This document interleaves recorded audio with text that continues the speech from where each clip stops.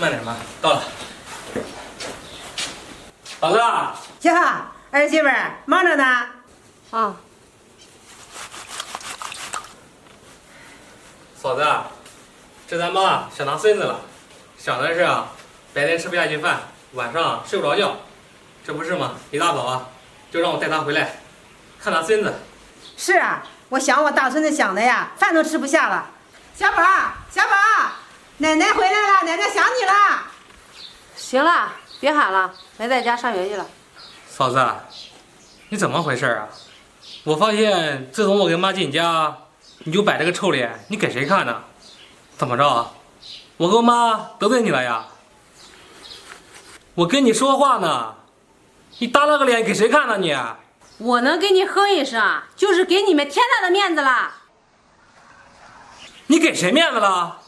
从我们进门你就坐那一动不动，也不说给我们端杯茶，搬个凳子坐一下，这就是你给的天大的面子呀？嫂子，这咱妈回来看她孙子，想她孙子有错吗？我都没见过你这么不讲理的人。我不讲理，你不问问我为什么这么对待他？我生老大的时候，你进门看着我生的是女儿，转脸就走，凳子都没坐一下。你说我坐月子的时候，你是给我烧了一碗水喝，还是给我孩子洗了一片尿布啊？我不就是生了一个女儿吗？你却这样对我。这又过了1年，我又生了孩子，你呢是进了我的家门，可是一看是女儿，你连凳子都没暖热，转脸就走了。妈，我没冤枉你吧？自从那以后，你看我哪都不顺眼，从来没有给我一个好脸色。妈，我说的这话不假吧？还有你老二，我这生第3个孩子的时候，我上午生完孩子，你下午就把咱妈给接走了。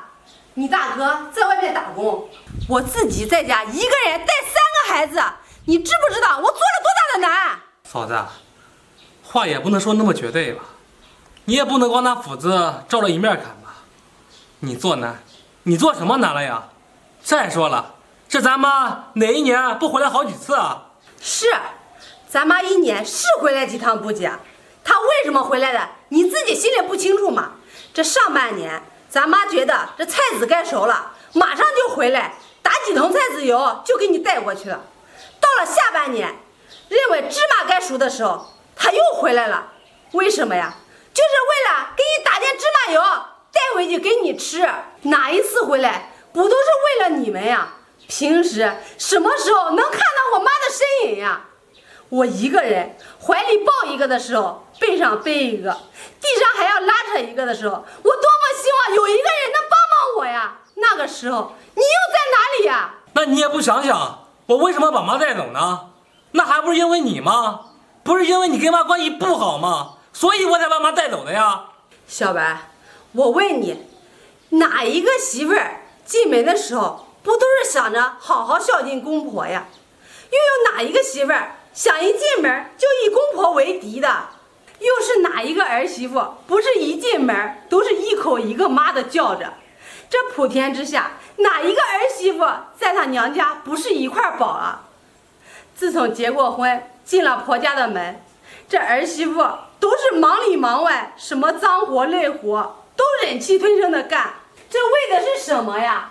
还不就是为的怕家人不待见吗？可这最后换来了什么啊？这好听的不好听的，我全部都要忍着。这最后呢，换来了什么？我这个儿媳妇还是换来了你的不待见。作为一个新进门的儿媳妇来说，你呢？